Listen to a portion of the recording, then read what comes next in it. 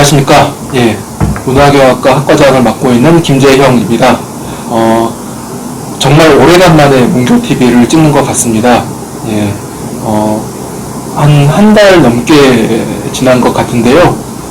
저희 이제 방학이기도 하고, 저희도 약간 좀 여유가 생겨서, 오늘 문교TV 주제는, 방학 동안에 우리가 이제 좀 여유 시간을 가지면서, 읽을 만한 어떤 책들이나 혹은 볼만한 영화들에 대해서 함께 이야기를 나누는 시간을 좀 갖도록 하겠습니다. 선생님들께서 이제 돌아가면서 이제 이런저런 책이라든가 영화를 소개시켜 주실 예정이고요. 또 이제 어떤 이야기를 하다가 또 다른 선생님 또 하실 말씀이 있으시면 서로 이제 대화를 나누는 좀 그런 자리를 갖도록 하겠습니다. 여기 오늘 책을 준비하신 선생님들 계시고 책을 준비하지 않은 선생님들 계신데요.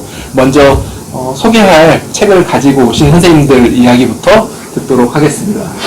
그러면 지금 책을 2권이나 가지고 오셨습니다. 저희 이준석 교수님께서 이준석 교수님 말씀을 먼저 청해 듣도록 하겠습니다. 예, 안녕하세요. 예, 이준석입니다. 이 더운 여름 어떻게 보내시고 계십니까? 예, 건강 관리하기도 힘들고 그렇기 때문에 우리 여러 가지로 어려운 그런 시기입니다. 그런데 사실 그렇다고 해서 우리가 또 아무것도 안 할 수는 없죠. 예. 저는 오늘 철학의 이해나 신화의 세계 담당 교수가 아니라 미술의 이해와 감상 담당 교수로 나왔습니다. 제가 여러분들께 방학 때 한번 읽어보십사 권해드리고 싶은 책은 바로 첫 번째는 이 책이에요. 나온 지 굉장히 오래된 책입니다. 요거는 아마 아주 초기에 나온 그런 편본이어서 지금은 디자인이 많이 달라졌을 겁니다. 서경식 선생님이 쓰신 나의 서양 미술 순례라는 책입니다. 원래는 이게 일본어로 되어 있는데 한국말로 유려하게 옮겨졌어요. 보통 이렇게 우리의 그 미술의 이해와 감상도 극히 일부분을 빼면 서양 미술사 입문에 해당하는 그런 책인데요.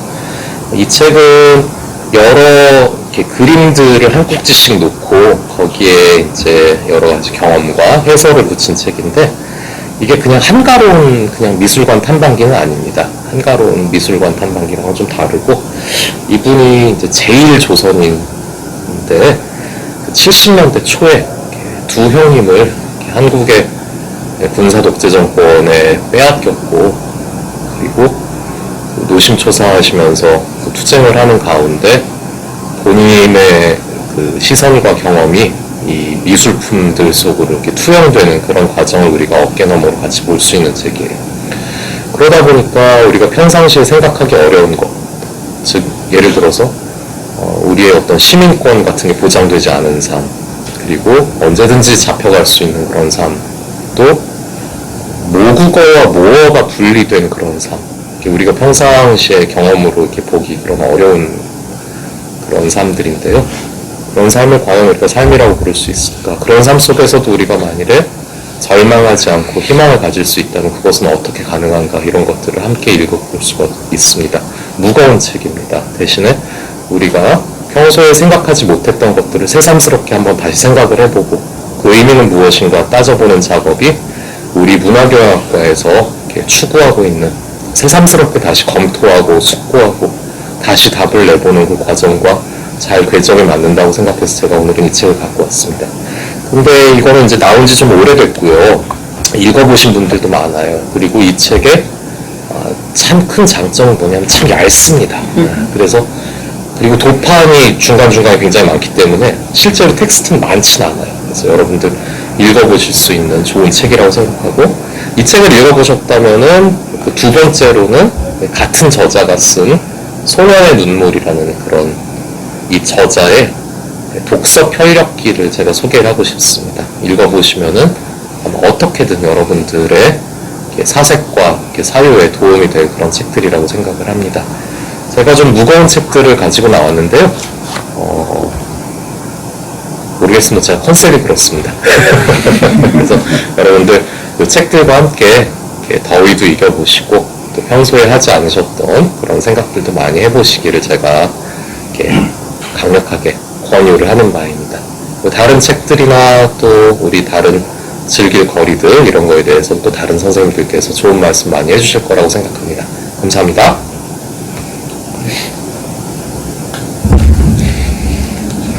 혹시 뭐 서경식 선생님에 대해서 조금 더 말씀을 하실 분 있으면 해주시면 좋을 것 같고요. 네. 그 소년의 눈물이라는 책은 제가 읽어보진 않았는데요. 네네네. 대략의 내용 같은 거를 조금 얘기해 주시면 너무 길까요? 간단하게 설명해 주세요. 그러니까 이제 나의 서양 미술 순례가 네. 이 서경식 선생님이 이제 유럽을 중심으로 다니면서 그 미술관에서 만났던 자기 발걸음을 멈추게 했던 그런 회화들 네. 앞에서 이제 자기 이야기를 풀어내시는 그런 과정이라고 본다면은 요거 이제 서 선생님이 이렇게 소년 시절에 청소년 시절에 읽으셨던 그 독서 목록들 있잖아요. 그것들을 실마리로 또 자기 이야기를 또 풀어나갔어요. 그래서 거기서 점차적으로 담장의 넝쿨 퍼져나가듯이 이분이 지내오셨던 그런 어떤 어린 시절 성장, 제1조선인으로서 이제 맞닥뜨렸어야 되는 그런 여러 가지들 하고 있는데, 이거 조금 다른 얘기긴 한데, 저는 방송대에 있으면서 반드시 해보고 싶은 일 중에 하나가, 제1조선인들을 위한 방송대 학위 과정을 하나 꼭 만들어 보고 싶어요. 네. 사실 굉장히 많은 분들이 일본에 거주를 하고 계신데 그분들이 일본에 가서 거주를 하게 된 계기는 그렇게 자발적이라고 보기는 어렵거든요. 네. 뭐 지금 뭐 유럽이나 미국에 해외 취업을 나가는 거랑 완전히 다릅니다. 예를 들어서 제국주의 시대 때, 식민 시대 때 정말 밥을 한 그릇을 먹기 위해서 가신 분들도 있고 징용을 강제로 당하신 분들도 있고 또 우리 제주에서 4.3 때 정말 목숨을 던지고 자에서 밀항을 하신 분들도 있고 그런 분들이 지금 제1조선인의 뿌리를 이루고 거기서 살고 계신데 국적이 없으신 분들도 계시고요. 왜냐하면 그분들이 거기 가셨을 때 남북이 분단이 안 됐었을 테니까 남한도 북한도 온전히 자신의 온전한 조국은 아닌 거죠. 그래서 우리 프로축구 예전에 유명했던 정대세 선수 같은 경우 보면은 그 조선 그러니까 북한적을 또 갖고 있잖아요. 근데 그분들이 이제 성장을 하는 과정을 보면은 이제 조청년 학교들을 또 많이 다니시거든요. 근데 거기서 대학이라고 할 수 있는 데가 조선대학 하나가 있는데 그게 또 이제 뭐 도쿄대, 뭐 와세다치대처럼 정규적인 그런 학교들이 아니에요. 그래서 비인가 과정들이고 그런 데를 졸업해서 어떻게 정상적으로 일본 사회에 안착하기가 굉장히 어려운 데인데 사실은 우리나라가 또 정부가 못나서 그분들을 글로 이렇게 그쪽으로 쫓아낸 거나 사실 마찬가지니까 이제는 좀 빚을 갚을 때도 되지 않았나 이런 생각도 좀 듭니다. 그래서 그분들을 위해서 어떤 학위과정 같은 것도 만들고 정상적으로 이제 고등교육도 받으실 수 있도록 우리가 좀 노력도 하고 그게 만일에 안착되면은 고려인들을 위한 그런 프로그램도 가능할 거라고 생각합니다. 이 디아스포라 문제에 대해서는 우리가 좀 훨씬 더 섬세하게 관심을 많이 가져야 될 거라고 생각을 하고 있습니다. 선생님들도 많이 도와주십시오. 저도 제1조선인 문제 이제 말씀하셔가지고 굉장히 좀 관심이 많은 분야이기도 하고요. 근데 이제 조금 선생님 정말 공감하는 말씀이지만 국적이 북한 국적은 아니고요. 이제 무국적입니다. 무국적. 예. 네. 그러니까 이제 전쟁 이후에 2차 대전 이후에 남한 국적도 북한 국적도 선택하지 않았기 때문에 그리고 일본 국적도 선택하지 않은 무국적인 상태인 분들이 이제 굉장히 현재도 많다라고 하는 것이고 그리고 저도 이제 날래 서양 미술 순례와 저기 서경식 선생님의 이제 책을 너무 좋아하고 이제 애독자입니다. 근데 이제 이 책을 읽으시고 나서 조금 더 이제 알고 싶다 더 제1조선인들의 삶을 이제 그런 분들은 최근에 빠친코라고 하는 소설도 있고 애플 TV에서 지금 드라마로 나와 있습니다. 저도 이제 드라마는 봤는데 정말 섬세하게 잘 만들었더라고요. 관심 있으신 분들은 그런 드라마를 보셔도 참 좋을 것 같다 이런 생각입니다. 네. 빠친코를 직접 하실 필요는 없고요. 드라마 보셔도 충분합니다. 반드시 읽게 되어 있습니다. 그러면은 다음으로 저희 남기환 선생님께서 네, 말씀해 주시겠습니다. 예, 잘 지내시나요? 남편입니다. 예, 책을 소개 이렇게 해야 돼서 어떤 걸 할까 고민했습니다. 책하고 영화 어떤 걸 선택을 할까 고민을 하다가, 제가 이제 그 수업 때도 학우님들께 좀 이렇게 추천을 드렸고, 그리고 영화도 이렇게 수업하다가 좀 말씀드렸던 영화가 있는데, 그거랑 관련해서 이제 조금 말씀드리려고 이렇게 했습니다. 어떻게 보면 큰 의미로 보면은 독립운동 관련된, 예, 한국 독립운동 관련된 건데요. 학우님들 보통 이렇게 한국사 공부하시다 보면, 독립운동 부분이 되게 좀 와닿는 게 있으시면서도 알 것 같으면서 굉장히 어려워 하시거든요. 왜냐면 원체 복잡하고, 그리고 뭐 계열도 나눠져 있고, 그리고 저도 독립운동 그쪽 부분에 뭐 전문가라고 이렇게 말씀드리기가 되게 민망할 정도로 많이 모릅니다. 하지만 이제 제가 항상 말씀드리는 것은 그때 당시에 독립운동 했던 분들이 왜 그렇게 했을까, 그리고 해외에서 왜 그렇게 그런 생활을 하셨을까, 그리고 정말로 다양한 분야에서 활동을 하셨거든요. 그러니까 그런 분들이 우리랑 좀 다른 사람이 아니라 좀 유사한 그 정말 사람들이고, 그럼에도 불구하고 그런 쪽에 이제 나갈 수밖에 없었던 사회적 환경, 그런 걸 한번 생각해 보시면 좋겠다, 이렇게 말씀을 드립니다. 그래서 오늘 제가 먼저 책을 한 권 소개드리고 영화는 이제 3편 한번 말씀드리려고 합니다. 먼저 책은 이거는 돌고래개입니다. 이거 돌고래개는 많이들 읽어보신 분들도 있습니다. 이제 책이 이게 조금 두꺼워요. 이게 두꺼운데 이거는 최신 판형이라 가지고 두꺼운 거고요. 이제 전판형 가면 갈수록 좀 얇아집니다. 그리고 이게 일기 형식의 자기 그 장준하 선생님이 쓰신 겁니다. 장준하 선생님은 독립운동뿐만이 아니라 민주주의를 위해서 힘쓰시다가 좀 불의의 사고로 이렇게 돌아가셨고, 현재 죽음에 대해서도 이제 좀 밝혀지지 못한 부분이 있으시죠. 근데 이 장준하 선생님이 어떠신 분이냐면 이 책은 이제 그러니까 우리나라가 독립하기 전에 장준하 선생님이 학도병으로 이렇게 가시게 됩니다. 이제 전시체제기 그때 되면은 이제 학도병이 징집이 되기 때문에 가셨고, 그다음에 어디에 배치를 받냐면 이제 만주에 있던 스카라 부대라는 곳에 이제 배치를 받습니다. 그래서 여기서 이제 일본을 위해서 이제 군인이 돼야 되는 것이죠. 그런데 그거에 대해서 굉장히 좀 자각을 하시는 거예요. 내가 왜 일본을 위해서 싸워야 되느냐, 그리고 이런 거 싸우다가 일본을 위해 싸울 이유가 없다, 이렇게 좀 생각을 하시고, 거기에 이제 맞는 사람들과 생각에 맞는 사람들과 탈출을 결심하시는 거죠.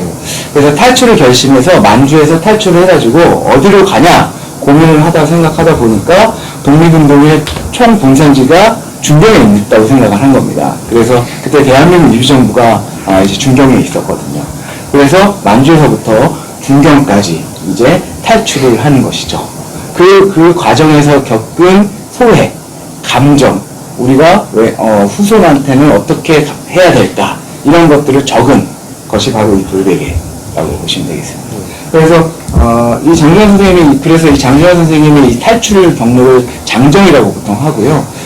최근 얼마 전까지는 장준하 미인사업회와 보훈처에서 그 장준하 선생님이 탈출을 쫓아가는 그런 프로그램도 유지했었습니다. 저도 한번 석사 들어가자마자 한번 다녀왔었고, 그런 과정에서 이제 그 경로라든가 아니면은 그때 당시에 있었던 독립운동 유적지라든가 이런 데를 가본 적이 있죠. 그래서 이 책 같은 경우는 굉장히 솔직하게 적으셨어요. 그래서 보시면 한 사람이 그 목숨을 걸고 탈출을 하시는 거죠. 잡히면 바로 죽는 겁니다. 그런데 목숨을 걸면서까지 중경 임시정부, 대한민국 임시정부를 왜 찾아갔을까? 그리고 찾아가서 본인이 본 그때 당시 독립운동에 대한 감정, 그리고 본인이 어떻게 해야 될까, 이런 것들 소회를 정말로 절실하게 적은 책입니다. 물론 좀 보시고, 이 책을 보시고 다른 책을 좀 보시면 또 장준하 선생님에 대해서 비판하실 수도 있을 겁니다. 비판할 점도 있지만 굉장히 솔직하게 적은 책이기 때문에 한번 소개시켜드리고요. 굵은 책이지만 정말로 빨리 읽을 수 있습니다. 예, 정말로 몰입도가 굉장히 빠르게 몰입도가 될 수 있기 때문에 꼭 한번 읽어보시면 좋겠다 생각이 들고, 제가 수업하는 도중에 아마 또 언급할 기회가 있을 것 같아요. 그래서 이 책 읽어보시고, 그 다음에 다른 책도 하나가, 제가 책 한 번 소개시켜 드린다고 했는데, 이 책이랑 항상 같이 추천한 책이 있는데, 그게 바로 아리랑기라는 책이 있습니다. 예, 김산이라는 사람이, 지금 그렇게 구술한 책인데요. 김산이라는 분은 중국 공산당에 이렇게 들어갔습니다.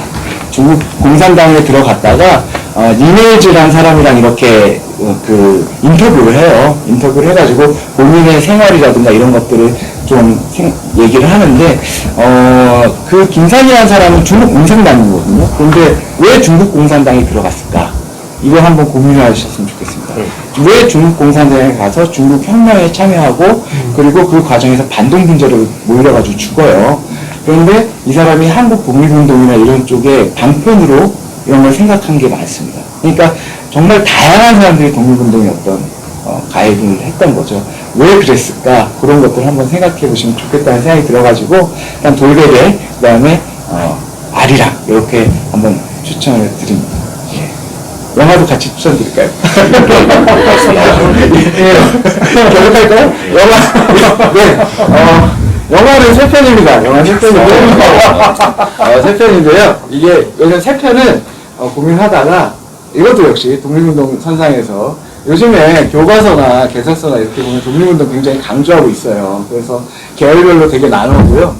무장 항일운동, 그 다음에 의열운동 굉장히 강조되고 있고요. 그 다음에 문화운동 이렇게 강조가 되고 있습니다. 실제로 교과서에서도 그렇게 많이 표현이 되고 있고요. 그런데 그거를 이제 잘 볼 수 있는 영화가 3편이 있어서 그리고 학우님들께서 명절이나 아니면은 특정한 요일날 굉장히 TV에서 많이 볼 수 있는 영화들입니다. 첫 번째는 봉오동 전투입니다. 예, 봉오동 전투 학우님들 잘 들어보셨죠?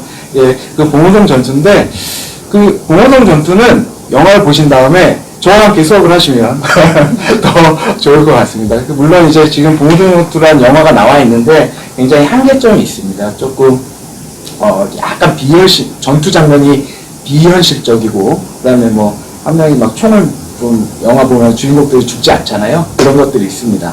하지만 그럼에도 불구하고 봉오동 전투가 1920년에 차지하는 그 위상 이런 것들은 어느 정도 보여준다고 봐요. 그래서 봉오동 전투를 보시고 이거는 무장 독립운동과 연계가 되는 것이기 때문에 한번 좀 가볍게 보시면 좋겠고 두 번째는 말모입니다. 말모이라는 영화가 있는데요. 이건 조선 어학회 사건, 그러니까 한글과 관련된 것을 모티브로 해가지고 영화를 만든 겁니다. 물론 그런데 조선 어학회 사건과 그 한글이 그러니까 그 말모이와는 내용이 좀 달라요.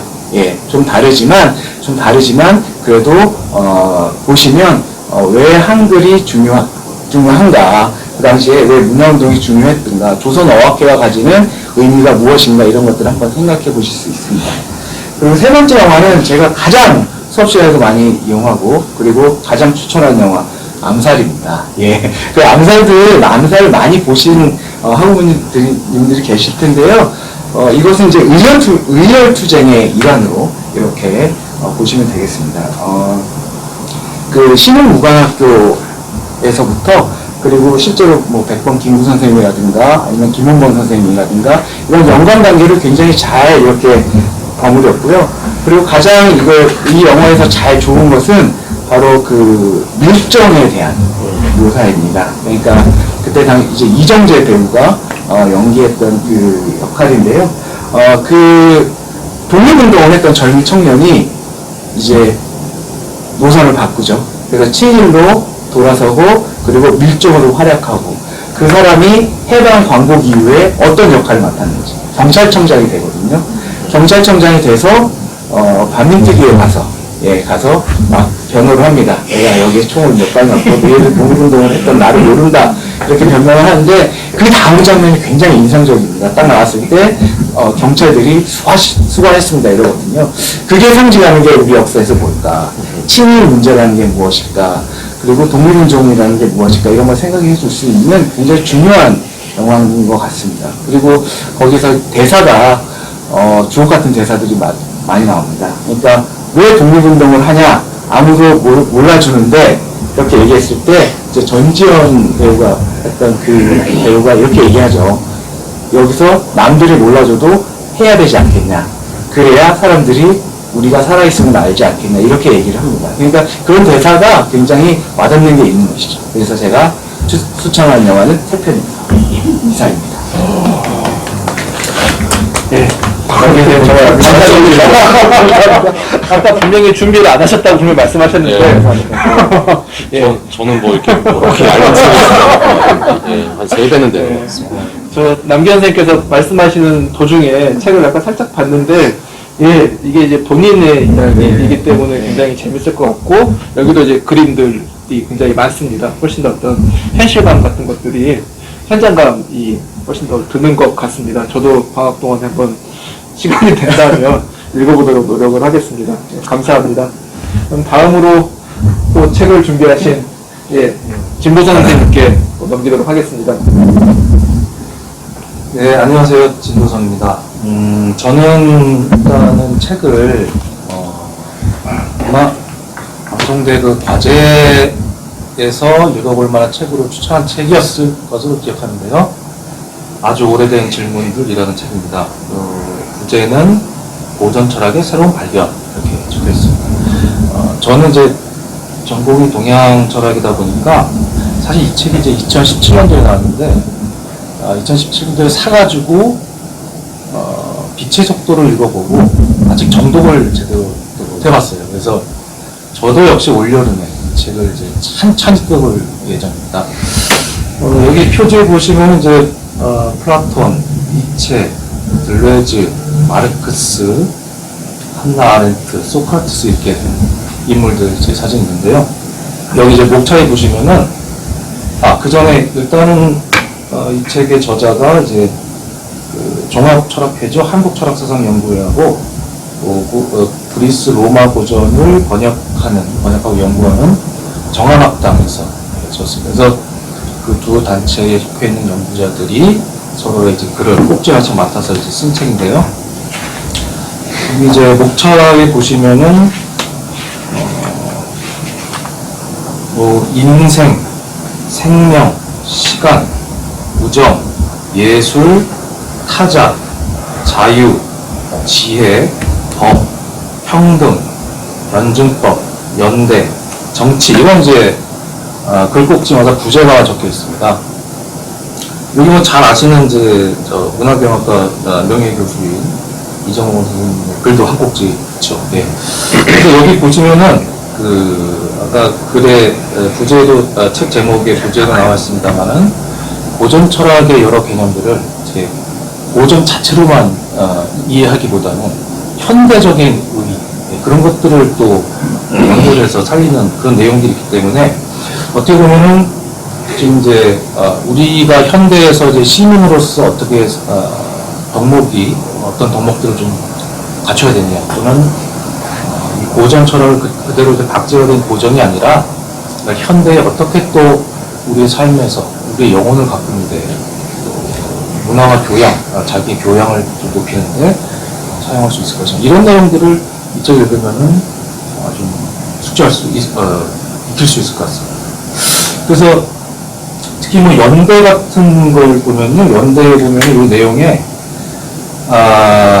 지역 공동체의 시민연대 가능성은 플라톤의 이소노미아 개념에서 찾을 수 있다라고 얘기하면서 그것에 대한 이제 현대의 어떤 무중심의 공동체를 이루기 위한 철학적 기초 이런 식으로 내용들이 정리가 되고 있거든요. 그러니까 어떤 고전의 어떤 많은 개념들을 현대에서 다시 얘기해 보자는 거죠. 그런 내용들이기 때문에 현대 공동체, 특히 이제 현대 공동체 사회에서 우리가 시민으로서 이제 어떻게 사람들과 어떤 관계 속에서 살아가야 되냐 뭐 이런 내용들을 많이 담은 책인 것 같습니다. 그래서 저도 이번 방학 때 정독을 해볼 생각이니까요. 조금 어려울 수도 있습니다. 그렇지만 철학의 이해, 우리 방송대 과목이죠. 철학의 이해, 또 신화의 세계, 그리고 뭐 동서양 고전의 이해 이걸 한 번씩 또 수강을 하고 공부를 해보신 분들은 약간 심화 확장을 할 수 있는 그러한 책이다. 이렇게 생각하시고 접근하시면 좋을 것 같습니다. 그래서 어떤 아주 오래된 질문들 이 책을 이제 추천해드리고요. 그 다음에 이제 영화가 하나 있는데요. 잘 보실지 모르겠는데 이 영화 같은 경우에는 이제 아치의 노래라고 하는 정태춘 영화였습니다. 이게 이제 갑자기 카톡이 왔네요. 아치의 노래라는 영화가 있는데요. 정태춘이라고 하는 가수죠. 근데 이 정태춘의 자기 음악 인생을 다 여기 그러니까 예를 들면은 퀸의 프레드 머큐리의 음악 영화가 있죠. 보헤미안 랩소디와도 유사합니다. 그러니까 영화 내용이 반 이상이 전부 공연으로 담겨 있어요. 라이브 공연으로 담겨 있는데 정태춘 자신의 인생 중에서도 이제 그 사전시민, 철폐라든지 이런 어떤 사회운동을 하는 운동가로서의 모습들도 오롯이 담겨 있습니다. 그래서 음악을 정태춘 음악을 좋아하시는 분들도 들으시면 좋지만 또 그러한 우리가 2000년대의 어떤 역사를 보면은 일단 이제 월드컵과 함께 월드컵 자체로 좀 덮여지는 느낌이 있잖아요. 2000년 초반에. 근데 정태춘 같은 경우에 2000년대 이후부터는 사실 좀 잊혀진 가수가 됐는데 그 사이에 자신이 음악가로서 그리고 또 하나의 어떤 시민으로서 그런 사회운동과 자기 열정적인 모습들을 다양하게 보여주더라고요. 그래서 그 내용들이 요 아치의 노래라고 하는 영화에 잘 담겨 있습니다. 그래서 지금 지금 상영하는 데가 아마 큰 극장에서 내려오고 서울이나 광주에서 아마 몇 군데 예술극장에서 지금 상영을 하는 것 같아요. 그러니까 조금 아마 보기는 불편하시겠지만 기회가 되시면은 한번 여행경 서울이나 광주나 이쪽에 가셔서 한번 보셔도 될 것 같고요. 그리고 두 번째 영화는 제가 이제 헤어질 결심을 지난주에 공연을 봤는데 아주 즐겁게 재밌게 봤습니다.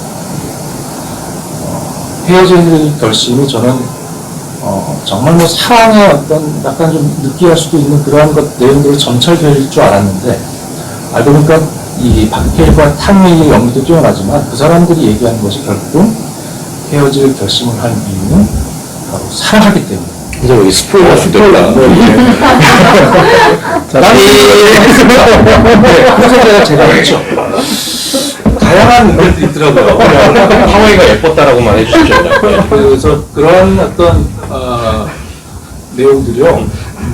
그 자세한 내용들은 사실은 예상을 깨는 내용들이 많이 있어요. 그래서 그 내용은 영화를 직접 보시고 확인하시면 될 거고요. 한번 최근에 절찰리에 상영 중이니까 꼭 한번 보시면 좋을 것 같습니다. 이 정도로 해서 네, 감사합니다. 이 부분은 처리할 수 있으면 처리하시고요. 아니면 넘어가도록 하겠습니다. 저 질문이 하나 있는데요. 두 가지가 있습니다. 그래서 하나는 영화 제목에 아치의 노래라고 되어 있는데, 아치가 무슨 뜻인지. 이건 스포일러는 되지 않겠죠. 네. 아치가 마지막에 이제 나오더라고요. 자신을 이제 양아치다 이렇게 표현을 하더라고요. 근데 그게 단순한 내용이 아니라 굉장히 함축적인 내용이에요. 시대에 어떻게든 패배자일 수도 있고, 아니면 시대에 다른 사람들이 원하지 않는 그런 행동을 할 수도 있는 사람이 될 수 있다. 내가. 그러나 계속해서 나는 이 길을 천천히 가겠다. 그런 어떤 실제로 있더라고요. 양아치에 이르는 자기의 어떤 음악이 있더라고요. 최근에 나오는 음악이 네. 거기에 대해서는 또 한번 해석할 여지가 많겠죠. 네. 두 번째 질문은요. 헤어질 결심은 누구랑 보셨는지 궁금합니다. 이건 편집하면 안 됩니다. 신혼부를 하는 배상자에 프라이버시를 지키는 차원에서 여기까지 한 거고요. 저도 질문이 하나 있어요. 빨리 이게 국면을 넘어가야 되는데 네. 그 아주 오래된 질문들을 보면은 히랍의 고전 철학들을 현대적인 시선으로 다시 보고 그 가능성을 다시 끄집어내는 그런 일들이 많은데요.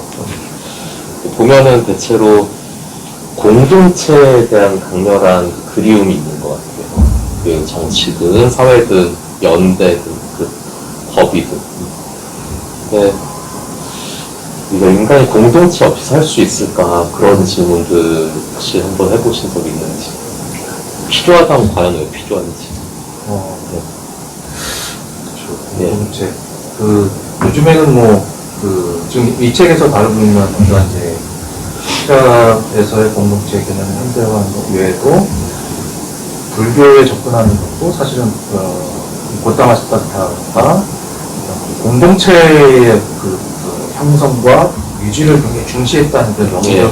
접근도 많더라고요. 그래서 사실 이거는 아주 오래된 질문들한 제목도 있습니다만은 이거는 영구를 얘기해보면 아주 오래된 질문에서 동시에 아주 우리한테 급한 질문이기도 하거든요. 그렇죠. 급한 대답을 요하는 것이고 공동체라고 하는 것은 사실 없이 인간이 살아간다?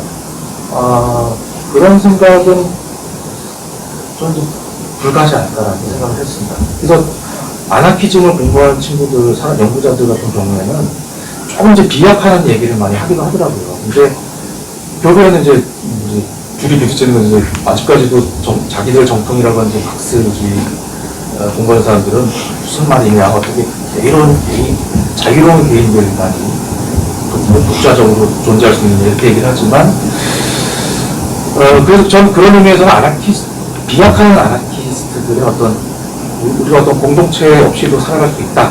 자연 속에 들어가서도 각자 그 사람 살 수 있다고 하는 그런 얘기들은 사실 좀 무리가 있지 않나 생각합니다. 어차피 내려와서 음식을 경작하고 사회 생산물들을 공유하게 되면 사실은 공동체라는 게 자연스럽게 만들어지지 않을까 그런 생각을 하게 됩니다.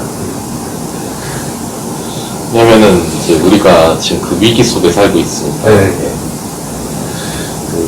사실 리버럴리즘, 자유주의라는 것이 도모하는 건 사실은 공동체의 해체예요.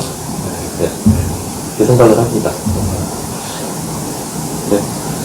왜 우리가 지금 이제 굳이 저 먼 과거로 눈을 돌려서 공동체에 대한 그 회복을 염원을 해야 되는지 그런 생각도 해보고 있고, 막스주의자들이 꿈꾸는 그 마지막 단계로서의 아나키 같은 경우는 외형 자체가 깨져버려도 얼마든지 공동체처럼 살 수 있다는 그런 그 긍정적인 낙관이 있기 때문이 아닐까 싶어요. 아까도 이제 선생님 인용하신 부분에 히라베 그 이소노미아라는 말이 있는데, 이소라는 거는 이제 동등한, 대등한이란 말, 노미아는 권리, 법 이런 거거든요. 네. 그게 침해당하지 않고 뭐 이제 혐오나 차별 이런 게 없는 상태에서는 정말 무중심의 공동체가 일어날 수도 있겠죠. 그런 것도 이 양반들이 꿈꾸던 그런 아나키가 아닐까 이런 생각도 들고, 일체 이제 억압 같은 게 없는. 네. 우리는 너무 이게 해체돼가는 방향으로 가서 진짜 좀 많이 또 읽으셨으면 좋겠습니다. 예. 질문이 또 하나가 지금 그 질문이 또 여기 담겨있고 찾아보세요. 저도 이제 사회학을 하다 보니까 공동체에 대한 여러 가지 생각들이 있는데, 사회학에서 공동체 이야기를 하면 시간이 길어지기 때문에 그냥 넘어가도록 하겠습니다. 그러면 다음으로 이필열 선생님께서 책을 준비해온 건 아니고, 그런데 지금 소개하신 책들을 보니까 돌베개는 제가 1970년대에 읽었고 벌써 이제 한 50년 가까이 돼가지고, 그리고 나의 서양미술 순례에도 한 40년 전에 읽었는데, 아무튼 다 옛날 책들을 소개하셔서 최근에 나온 책들도 많을 텐데 오래된 책들을 소개하셨나 하는 그런 생각을 해봤습니다. 그 다음에 이제 이 아주 오래된 질문들은 제목이 아주 낯익어서 가만 생각해 보니까 박완서 선생의 아주 오래된 농담, 요게 중첩이 돼요. 아주 오래된 농담도 아주 좋은 소설이라고 저는 생각을 하는데, 여러분이 제가 소개한 건 아니지만 아주 오래된 질문들하고 비슷한 아주 오래된 농담도 한번 읽어보시면 좋을 것 같습니다. 그리고 서경식 선생의 나의 서양미술 순례 하고 이제 연결이 되는 건데, 석경식 선생이 이탈리아의 그 시인이면서 작가이면서 화학자인 프리모 레비에 대해서 쓴 책이 있어요. 그런데 그 책이 우리나라에서 번역돼서 아주 많이 소개가 됐거든요. 많이 팔린 걸로 알고 있습니다. 그런데 저는 석경식 선생의 프리모 레비에 대한 그 책에 나오는 이 프리모 레비에 대한 생각들에 대해서 그렇게 크게 동의하지 않습니다. 그래서 여러분이 조금 균형 잡힌 석경식 선생의 프리모 레비에 대한 생각과 좀 균형 잡힌 그런 시각을 갖고 싶다고 하면 프리모 레비의 책을 직접 읽는 게 가장 좋습니다. 그 책은 이제 주기율표라는 책인데, 주기율표라는 책은 프리모 레비가 독일의 아우슈비츠에서 이제 해방되고 나서 이탈리아로 돌아가요. 돌아가서 화학회사에 취직을 합니다. 취직을 해서 거기서 이제 그 화학 분석도 하고 연구도 하고 하는데, 그때 겪었던 일들, 그리고 아우슈비츠에서 겪었던 일들, 아우슈비츠로 잡혀가기 전에 화학자로서 겪었던 일, 화학 공부하는 학생으로서 겪었던 일, 이런 것들을 굉장히 섬세한 문장으로 아주 그 잔잔하게 선수를 하거든요. 그래서 제가 어디 여행 갈 때 이제 꼭 들고 다니면서 하나씩 두 번, 세 번, 네 번 계속 읽는 책인데, 한번 여러분도 저는 이제 독일어 번역판을 읽고 있는데 한국어 번역판도 번역이 잘 되어 있는 걸로 알고 있으니까 한번 읽어보시면 좋을 것 같습니다. 책을 가져온 건 없고 남의 이 소개한 것들에 이어서 이렇게 말씀을 드렸는데, 저는 원래 오늘 말씀하려고 했던 거는 이 우크라이나 전쟁에 관한 거였어요. 제가 이 에너지 문제나 독일에 대해서 관심이 많으니까 우크라이나 전쟁이 터졌을 때 독일의 에너지 상황에 대해서 좀 들여다봤거든요. 독일이 이 가스는 55%를 소련에서, 그러니까 러시아에서 수입을 했습니다. 석유는 35%, 석탄도 한 절반 정도 수입을 했거든요. 독일에서 전쟁이 나고 나서 이제 에너지 가격이 뛰고 제재가 들어간다고 하니까 크게 이제 난리가 났죠. 그래서 이 경제부 장관이든가 수사는 뭐 우왕좌왕하면서 대책을 세우느라고 하도 분주하게 움직였는데, 근데 이 우크라이나 전쟁에 대해서 우리가 그 원인을 우리나라에서는 뭐 일반 그 미디어에서는 뭐 러시아의 푸틴이 원흉이다 이런 식으로 이제 보도를 하죠. 그런데 그걸 좀 더 심층적으로 과연 진짜 원인이 어디에 있는가를 좀 분석을 하는 사람들이 있습니다. 그런 분석들을 우리가 좀 접하면 좀 균형 잡힌 시각을 갖고 우크라이나 전쟁에 대해서 바라볼 수가 있을 텐데, 현재 우리나라의 그 정부의 태도라든가 이런 걸 보면은 완전히 편향돼 있죠.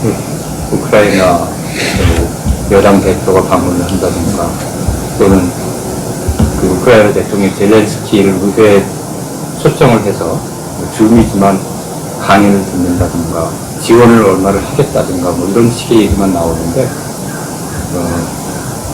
이 균형 잡힌 시각을 위해서 제가 소개해드릴 두 사람이 있습니다.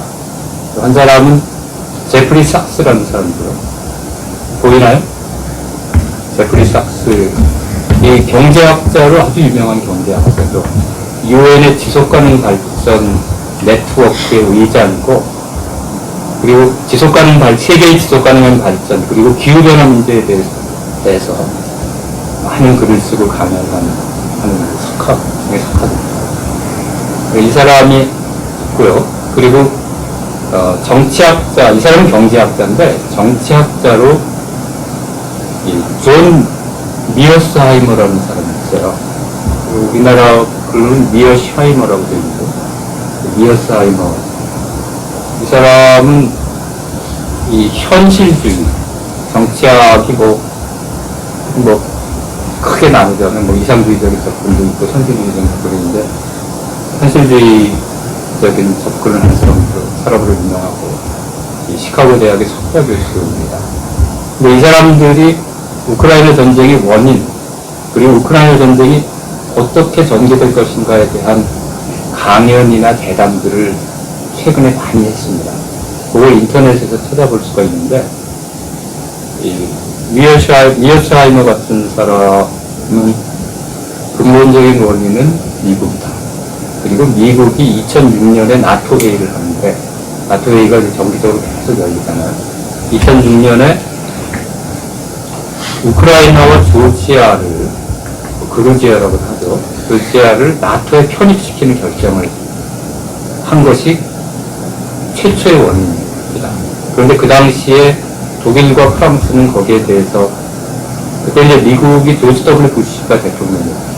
이 사람이 이제 적극적으로 밀어붙였는데 거기에 대해서 저항을 하다가 결국은 이제 힘에 밀려서 동의를 하게 되는데 그때부터 시작된 것이고 제프리 삭스 같은 사람은 아예 이 소련이 무너질 때 서방 세계에서 나토 확장을 하지 않겠다라고 고르바초프한테 약속을 했는데 그 약속을 이루고 계속 나토 확장을 한 게 더 근본적인 원인이라고 하죠.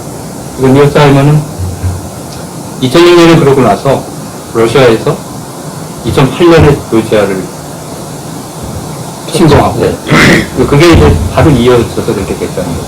2014년에 또 크림 반도를 합병을 하게 되는데 2014년도 그때 우리는 이제 우크라이나에 오렌지 혁명이 일어나서 야누코비치라고 하는 친러 대통령을 이제 쫓아냅니다.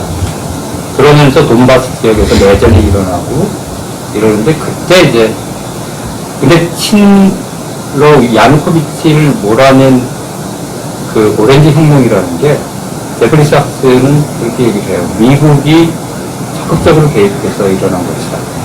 그래서 거기에 대해서 이제 이 사람들은 쿠데타라고 얘기를 합니다. 아무튼 그러고 나서 바로 크림 전쟁이 일어나고 그리고 젤렌스키가 작년에 우리 나토 가입한다라고 해서 공언을 했잖아요.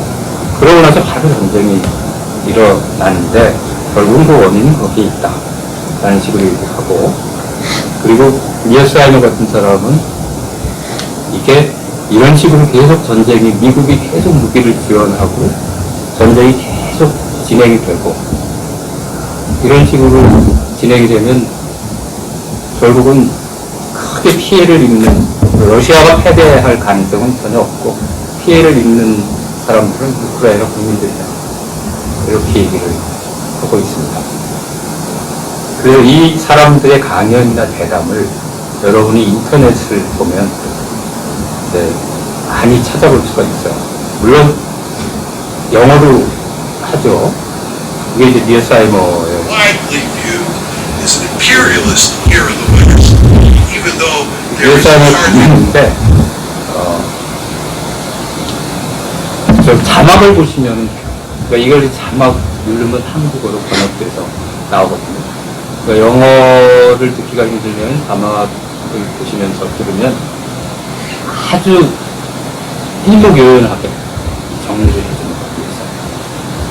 제프리 삭스도 1990년대부터 이제 어떤 식으로 전개되었는지 얘기를 하니까 인터넷에 들어가셔서 존 미어스하이머, 제프리 삭스를 치셔서 거기에 나오는 강연이나 대담들 보시면 우크라이나 전쟁의 원인, 앞으로의 전개, 미어스하이머는 러시아에서 결국은 미국이 계속해서 무기를 지원하고 전쟁이 계속돼서 생존의 위협을 받게 되면 러시아가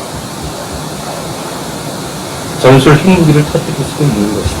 이런 식의 얘기가 나오고 있습니다. 그러니까 균형적인 시각을 원하시면 이걸 보실 필요가 있고 그리고 현재 우리나라 정부의 이 태도에 대해서 접근 방식에 대해서도 상당히 비판적인 생각을 하실 수가 있어요.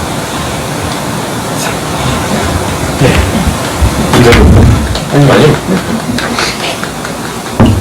저도 이제 최근에 과제를 질문으로 우크라이나 전쟁에 대해서 이야기를 해보라고 그런 걸 냈었는데요. 최근에 이제 굉장히 중요한 주제이기도 하고, 우크라이나에서만 이제 발생된 비극이 아니라 이게 끊임없이 우리 삶에도 지금 영향을 미치고 있기 때문에 이 프로님께서 말씀하신 그런 정보들, 그런 어떤 학자들의 이야기들도 충분히 우리 삶에 의미가 있는 것 같고, 방학 동안에 이제 그런 것들도 한번 유심히 보시면 좋을 것 같습니다. 특히 이제 제프리 삭스는 제재에 대해서도 분석을 해요. 제재가 지금까지 효과적이었던 적이 거의 없다. 네. 그래서 러시아 제재 해봤자 별로 이득이 없고, 오히려 그 제재가 러시아에도 손해를 끼치지만, 현재 우리가 보고 있듯이 전 세계에 크게 피해를 끼치고 있다. 그래서 결국은 이 두 사람의 결론은 외교, 협상, 협의 이쪽으로 가야 된다는 겁니다.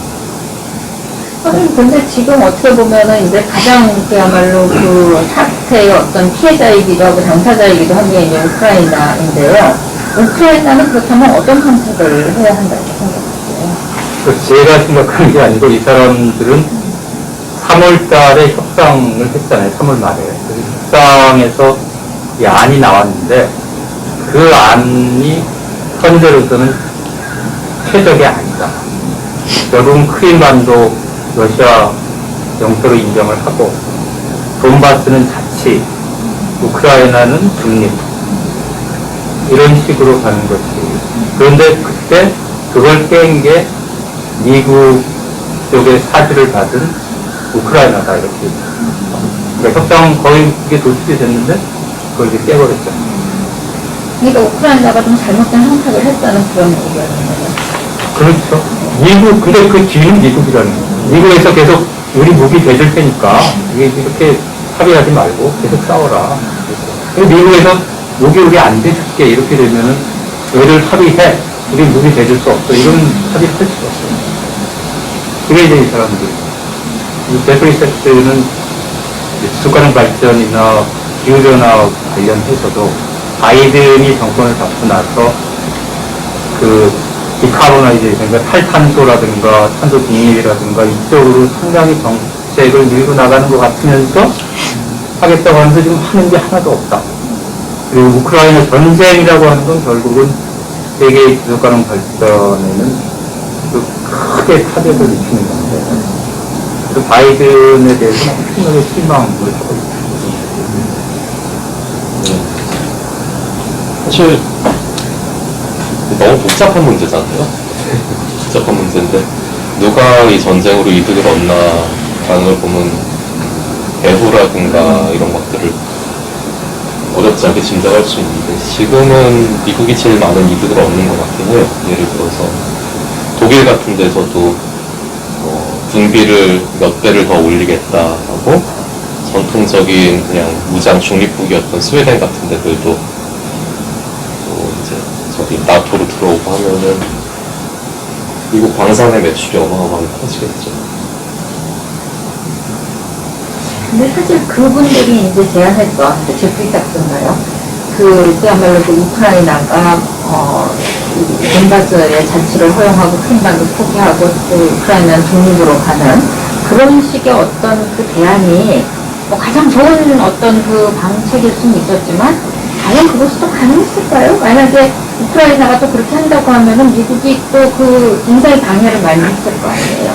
어떻게 보면 많이 방해를 했기 때문에 이렇게 된 것이기도 하겠지만요. 과연 우크라이나가 그 지금 미국하고 뭐 이 러시아하고 이렇게 끼어 있는 상황에서 그런 길을 가려는 생각을 했을 때 과연 그 이대로 갈 수 있었을까요?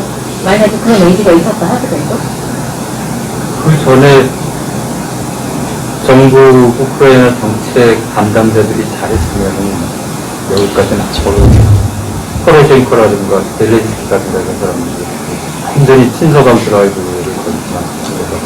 그래서 우리나라도 똑같아요. 지금 완전히 그냥 윤석열 정부가 진영 외교로 넘어가 버렸잖아요.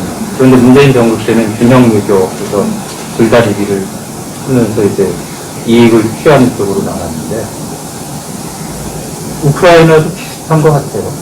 그 전에 오렌지 혁명 후에 대통령들이 완전히 친서감 쪽으로 넘어가면서 점점 그냥 공개적으로 처방 마치 선택지가 이분법밖에 없다는 듯이 이해해야 근데 하는데 그 전에 그렇다면 선생님 말씀하시는 대로 어떤 균형 외교라든지 아니면은 좀 구체적인 그런 그 정책을 실현할 수 있었을까 하는 그런 생각도 들거든요. 그런 그 친서방 정책, 외교 정책으로 넘어가지 않게끔 그런 식의 그 노선이 가능했을까? 저는 어려운 물론 뭐잘 네, 어려워서 이렇게 얘기하기는 그렇죠. 어렵지만 그런데 러시아에서 그러니까 러시아 우크라이나가 근데 현명했어야 됩니다. 러시아에서 EU 가입은 오케이 했어요. 근데 나토 가입은 절대 안 돼요.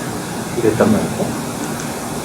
그거를 놓고 우리가 가야 할 길이 무엇인지가 또 우크라이나 내에서 우크라이나 국민들, 우크라이나 정치가들이 굉장히 그 생각을 많이 하고 노력을 많이 했어야 됩니다. 저는 예, 혼자 말씀하시죠. 약간 조금 생각이 다른 게요. 그러니까 이제 국제정치에서 어떤 힘의 논리로 따지면 현실적으로 러시아라든가 미국이라든가 이제 강대국들이 있고 어떤 강대국들의 어떤 힘의 균형 사이에서 뭔가를 선택을 끊임없이 이제 해야 되는 어떤 그런 상황은 맞는 것 같은데요.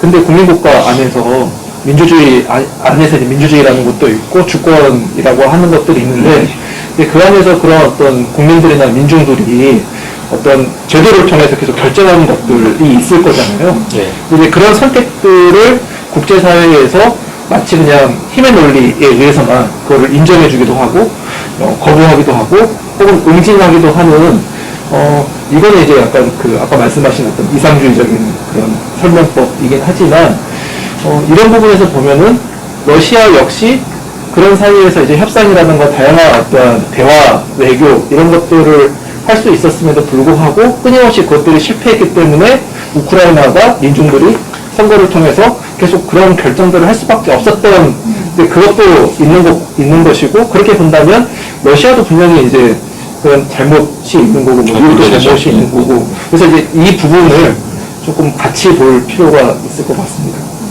이게 우리한테 큰 시사점을 주는 게 우리도 사실은 힘센 나라들 사이에 있는 그런 나라기 때문에 이 정책적인 향방 같은 게 굉장히 나라의 이제 향방 자체를 좌우하는 큰 문제가 되는데 오죽하면은 우리 그 환웅께서 부동산 사기를 당했다 이렇게 말하기도 하지 않습니까? 너무 어려운 지역으로 오셨다 이렇게 얘기를 하는데 우크라이나 내부에서 성숙한 민주주의를 통해서 만일에 자율적으로 잘 결정을 했다고 하더라도 이거는 좀 어두운 그런 역사이기도 합니다만 칠레에서 아옌데 피노체트 이런 경우를 생각하고 뭐 중남미의 당시에 많은 그 어려운 전쟁들 비델라 이런 사람들 생각해 보면은 미국이 이제 충분히 자기의 그 국익과 권력을 이렇게 펼칠 수 있는 자리에서 너무 자기의 국익과 맞지 않는 쪽으로 가면 뒤엎어버리는 경우가 허다했거든요. 그래서 맨 먼저 했던 게 우크라이나의 핵을 제거하는 일입니다. 우크라이나는 그 소련이 해체될 때 세계 3위의 핵보유 국가였거든요. 근데 그거를 다 이제 비핵화하는 대신에 서방에서 안보 우산을 씌워주기로 했었죠. 근데 씌워준 적은 없습니다. 이번에도 아마 그걸 기대했었던 것 같은데 맨 처음에 침공당했을 때 뭐 철모 몇 개 주겠다. 뭐 이 정도 군화 몇 벌레 주겠다. 이 정도로 얘기했었죠. 근데 자율적인 결정을 통해서 성숙한 민주주의를 통해서 나아갔어도 이미 자기들이 쓸 수 있는 카드 자체가 없어졌기 때문에 그거는 무효였을 것 같아요. 그렇다고 해서 우리가 핵무장을 해야 된다 이런 얘기는 아닌데 그 사람들은 너무 그 큰 카드를 바로 무효화해서 나중에 다시 그걸 돌릴 수 있는 일이 요원해졌다고 봅니다. 우리가 뭐 우크라이나가 이랬어야 한다, 저랬어야 한다에 예. 대해서 논의하자는 게 아니고 제가 이 두 사람을 소개하는 것은 네. 좀 우크라이나 사태에 대해서 균형 잡힌 시각을 갖고 네. 볼 필요가 있다라고 해서 소개하는 거죠. 하여튼 그러면서 이제 조금 더 들여다보면 뭐 굉장히 복잡화되는 걸 알 수가 있을 거예요. 이 사이에 이제 민스크 협정이라는 것도 있었고 민스크 협정은 우크라이나를 중립화하는 협정인데 그것도 이제 완전히 깨버린 거고요. 하여튼 뭐 여러 가지 것들이 있었어요. 그리고 아까 철모 얘기 나왔는데 철모는 이제 독일에서 초기에 철모를 뭐 침공했다 이렇게 얘기를 했던 건데 독일은 기본적으로 이제 전쟁이 나고 나서 슈레더하고 메르켈이 비난을 많이 받았죠. 그러니까 러시아하고 잘 지내기 위해서 노력을 한 결과가 이거냐 이랬는데 사실은 독일은 가능한 한 이제 러시아하고 평화적으로 지내려고 노력을 이제 하면서 러시아하고 경제협력을 많이 했는데 그렇기 때문에 이제 초기에 전쟁이 났을 때도 상당히 주저주저 했던 걸 지원하는 거예요. 결국은 이제 미국의 힘이 워낙 또 크니까 미국을 따라갈 수밖에 없는 결과이거든요. 저도 이제 이필현 선생님 말씀을 듣고 나서 그렇다면 이제 한국은 이 상황에서 어떻게 될 것이냐, 이제 이념과 가치가 있을 것이고 도덕이 있을 것이고 민주주의가 있을 것이고 또 말씀하신 어떤 국제 힘의 관계가 있을 텐데 이 상황에서 이제 어떻게 판단할 것이냐 문제가 있는데 극단적인 방법으로 극단적인 어떤 입장을 취하는 것의 어떤 위험성 이런 것들은 계속 생각해 볼 필요가 있는 것 같습니다. 그리고 철학적으로도 그 독일에서 어느 철학자가 이제 그 우크라이나에 무기를 지원하는 것이 과연 도덕적인가 이런 얘기를 한 시간 이상 강연을 한 게 있어요. 그래서 그 문제에 대해서도 우리가 독일의 녹색당의 외무부 장관이나 이런 친구들은 뭐 적극적으로 무기 지원해야 된다 이렇게 얘기를 하고 있는데 과연 그게 도덕적인 올바른 선택인가에 대해서 따져볼 필요가 있습니다.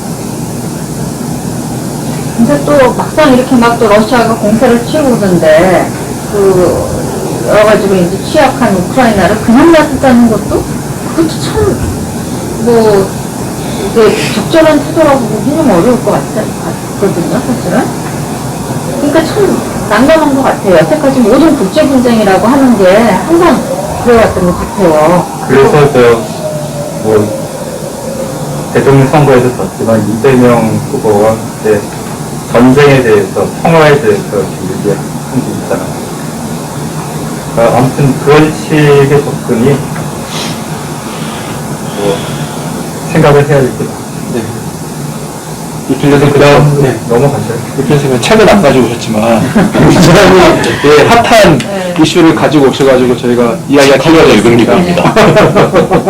앞으로 공부를 더 많이 해야 될 것 같습니다. 그럼 다음으로 이일영 선생님께서 말씀해 주시도록 하겠습니다. 예, 선생님들이 이 아주 여름방학 동안 즐겁게 이 지내기 위해서 여러 가지 말씀을 해주셨는데, 저는 사실은 정말 준비가 전혀 안 됐어요. 그리고 처음에 이제 이 주제를 이렇게 보내오신 걸 봤을 때, 독서와 영화 이래서, 독서와 영화에 대해서는 뭐 많이 얘기했는데, 독서와 영화에 대해서 이제 얘기하기 싫은데, 난 딴 얘기할 건데 하고 엉뚱한 생각을 하고 있었거든요. 근데 오늘 와서 이렇게 처음에 딱 하는 거 보니까, 말씀들 하시는 거 보니까, 역시 독서와 영화를 했어야 하는데 내가 이 준비 안 돼서 어떡하나 막 이런 고민을 했는데요. 예, 그래서 저도 그냥 일단은 한번 독서로부터 시작을 해보겠습니다. 예, 근데 이 얘기가 이제 어떻게 전개될지 저도 잘 모르겠습니다. 네. 저는 태어나서부터 한 20년 동안 계속 한옥에서 살았어요. 그러다가 이제 이 20살 무렵에 무슨 이제 이 엉성한 양옥집으로 이제 이사 간 그다음부터는 한옥에서 전혀 살지를 못하고 지금은 이제 아파트에서 살고 있어요. 근데 이제 그 한옥에서 어렸을 때 살 적에는 왜 우리가 이런 한옥에서 살아야 하나, 남들은 다 뭐 2층 양옥 뭐 이렇게 사는데 왜 우린 여기서 살고 있지? 막 이제 그런 생각을 하고 정말 2층 양옥집에 가서 사는 게 꿈이었는데 막상 그런 집에 가서 살아보니까 또 별로 행복하지가 않더라고요.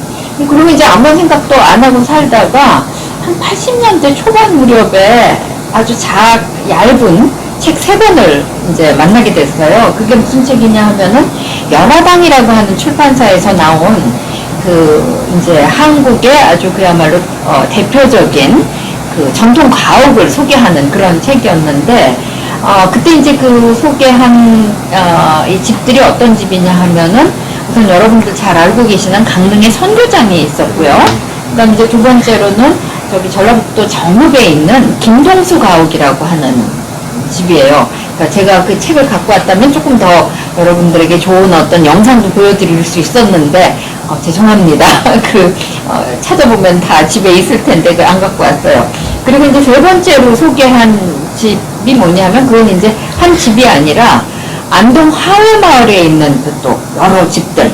그러니까 예를 들면 여러분들 잘 알고 계시는 그 뭐 충효당이라든지 그 유성룡과 관계된 충효당, 그리고 이제 유성룡의 형님이 이제 또 이 형님을 중심으로 해서 쭉 이제 이 종가로 내려갔던 양진당이라든지 그 외에 이제 여러 가지 이제 그 집들을 소개한 그런 책이었는데, 제가 그 책을 보면서 내가 생각하지 않고 잊어버리고 있었던 한옥에 대한 어떤 그 관심이라고 할까요? 그런 것을 이제 갖게 되었습니다. 그래서 이제 그때부터 그 이제 한옥과 관계된 책들을 이렇게 좀 찾아봤는데요. 뭐 이제 살 수 있는 건 사고, 살 수 없는 책들은 도서관에서 이제 빌려보고, 그다음 이제 뭐 그 학교 도서관에서 이제 찾을 수 없는 책은 무슨 또 뭐 문화재 무슨 진흥원 뭐 이런 데 가서도 이제 보기도 하고 그러면서 이제 봤어요. 근데 그렇다고 해서 아주 그렇게 깊이 있게 그걸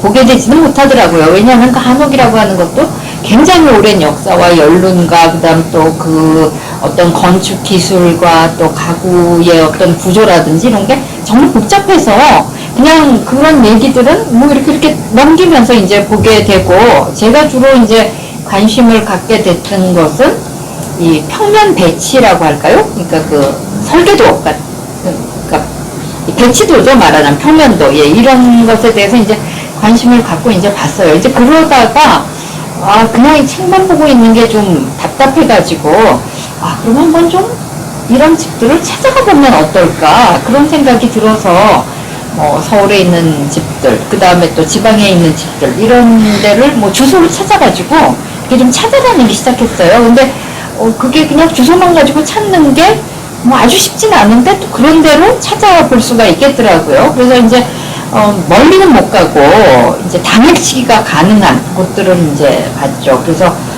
이제 갔던 곳들은 이제 예산에 이제 뭐 그 김정희 주택이라든지, 그다음 이제 또 이렇게 가면은 꼭 그 집만 있는 게 아니라 그 주변에 뭐 말하자면 문화재들이 좀 있었어요. 그래서 하루에 갈 수 있는 집들을 몇 군데 이제 이렇게 보는 식으로 그렇게 이제 다녔죠. 그리고 뭐 아산, 그 다음에 뭐 외암리 마을, 그 다음에 또 여주에 이제 그 민비 생가가, 민비라고 얘기하면 안 되죠. 명성황후 생가가 있었는데요. 지금은 그 명성황후 생가 옆으로 또 감고당도 옮겨지고 뭐 그래서 굉장히 잘 복원이 그러니까 복원이라기보다 아무튼 잘 꾸며져 있는데, 그때는 딱 아주 그야말로 그 집 한 채, 그러니까 이렇게 약간 그러니까 거꾸로 기역자, 거꾸로 된 기역자하고 옆에 이제 별채가 있고 그 뒤로는 이제 조상들 묘역이 있는 그런 정도만 딱 있었어요. 그래서 그리고 이제 뭐 여주에 간 김에 신립자도 보고 세종대왕릉도 보고 뭔가 굉장히 그 무슨 차를 갖고 다닌 것도 아니고 혼자 대중교통을 이용해서 이렇게 다니다 보니까 완전히 새벽부터 나가가지고 하루 늦게까지 밤중까지 이제 그 보는 그런 식으로 이제 이렇게 다녔습니다. 그리고 이제 그렇게 다니다 보니까 무슨 생각이 나냐면 이렇게 보고 다니긴 하는데 남는 게 없는 것 같다. 뭔가 남길 수 있는 방법이 없을까. 그래서 가장 쉬운 방법이 그냥 아주 손쉽게 그림 물감 같은 거 갖고 다니면 되잖아요. 그래서 그림 물감을 갖고 이제 한번 그림을 그려봐야겠다. 수채화를 그려봐야겠다는 생각으로, 그래서 처음이자 마지막으로 시도한 게 아산에 있는 맹시행단이라고 하는 그 고택이었는데 그걸 이제 그렸어요. 근데 아니요, 전혀 근데 그게 반전이 있습니다. 그 그림을 이제 그려가지고 와서 우리 친구들한테 딱 보여줬거든요. 그랬더니 아버지, 어머니, 동생들 다 이구동성으로 이게 무슨 수채화냐, 이건 수채화에 기본도 안 되어 있다, 막 그렇게 얘기를 하시더라고요. 근데 이제 그 어린 사촌 동생이 하나 있었는데, 그러니까 한 5살쯤 됐었나? 그 친구한테 이제 보여줬더니 그 친구가 뭐라 그러냐면은 너무 좋다, 너무 그림 잘 그렸다 이거 그러면서 뭐 한 말이 이거 꼭 공장에서 나온 그림이야. 그러니까 제 그림의 수준을 여러분들 아시겠죠? 그래서 그림 그리는 거는 그날로 포기를 했습니다. 제가 그 포기를 하고 그냥 열심히 이제 보고 다니기만 했는데, 글쎄 만약에 그때 포기하지 않고 그래도 열심히 계속 그 수채화를 그렸다면 조금 그래도 뭔가 경지에 올랐을까, 지금 생각하면 약간 후회가 되기도 해요. 근데 그때로서는 이런 소리를 들으면서까지 그림을 그릴 일은 아닌 것 같다, 뭐 그런 생각이 이제 들었고요.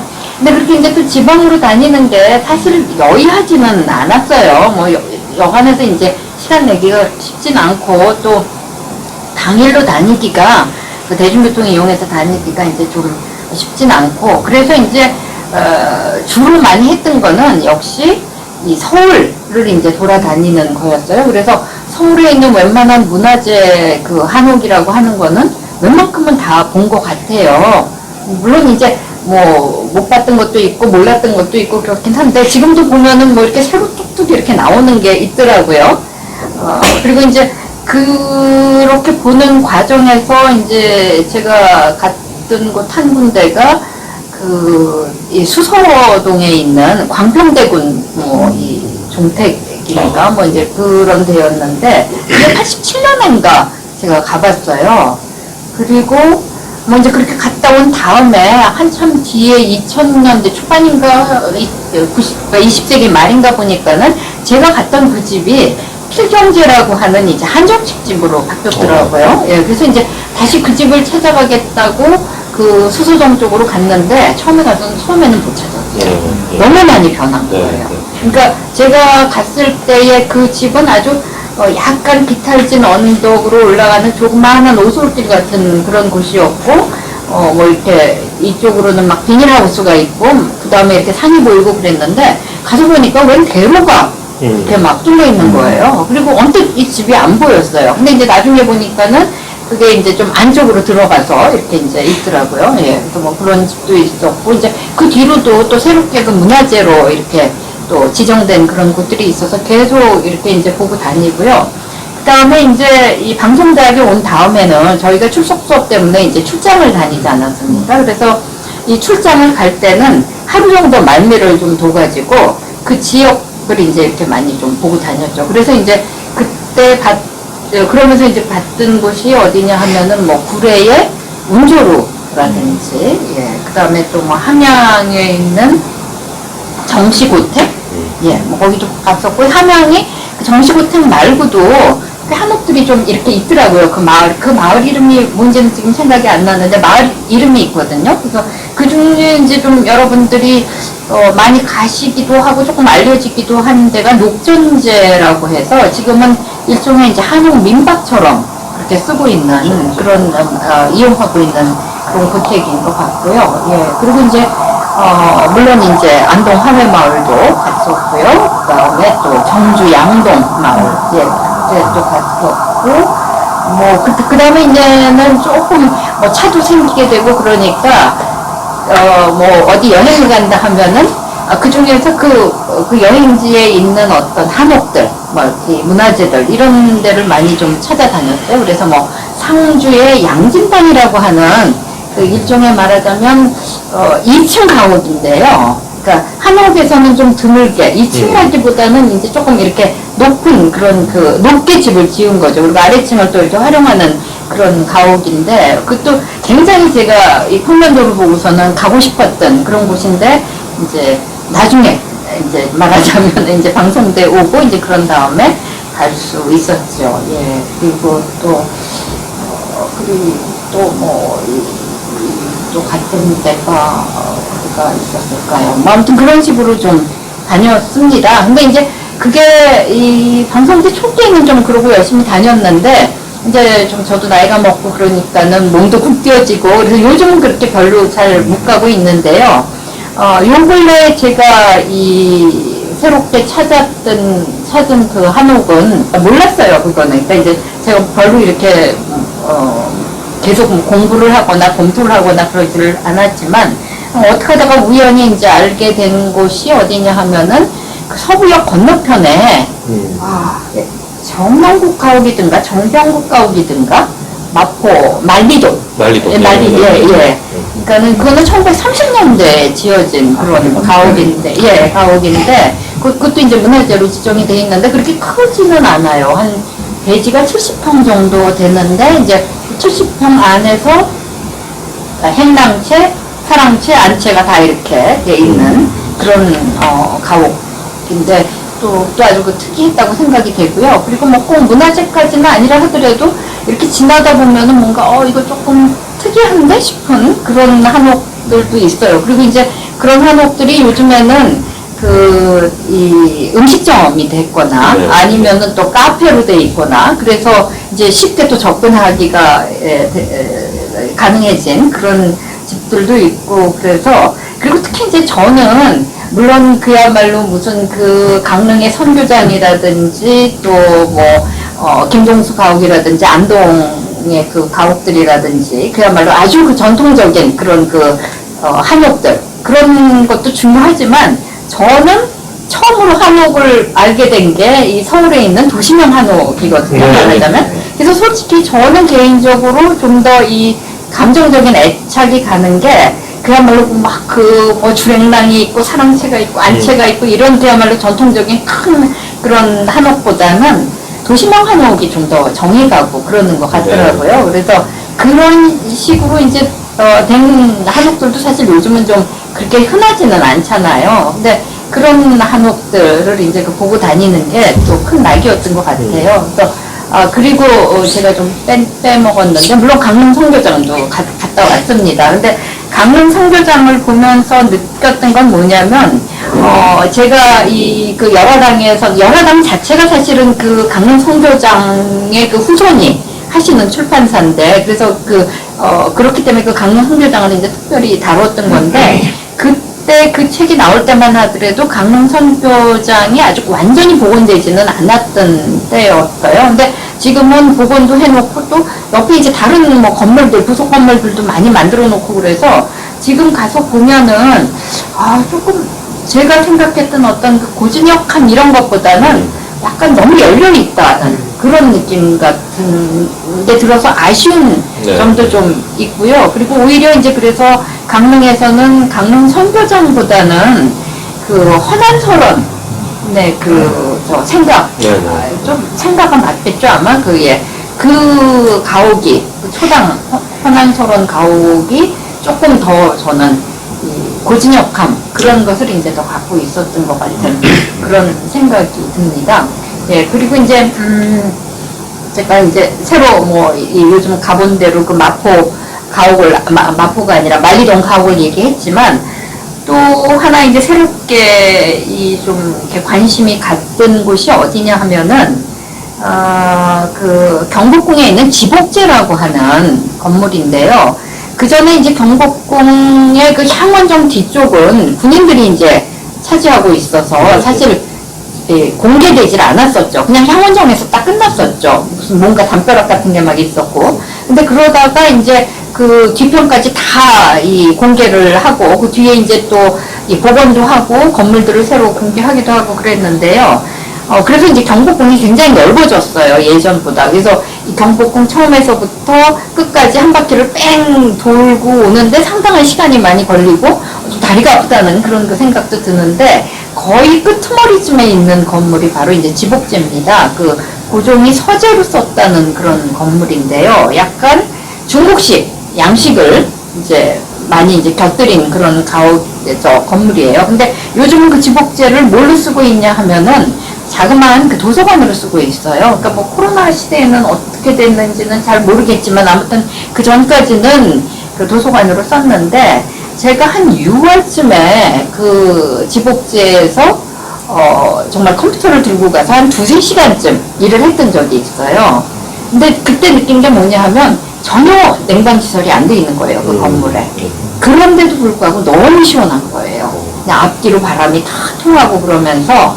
그래서 그때 결심하기로는 내가 이 이후로도 좀 여기를 와가지고서는 작업을 해야 되겠다 그랬는데 막상 그 이후로는 한 번도 못 가봤어요. 그리고 이제 요즘은 뭐 더욱더 못 가보고 이제 그러고 있는데요.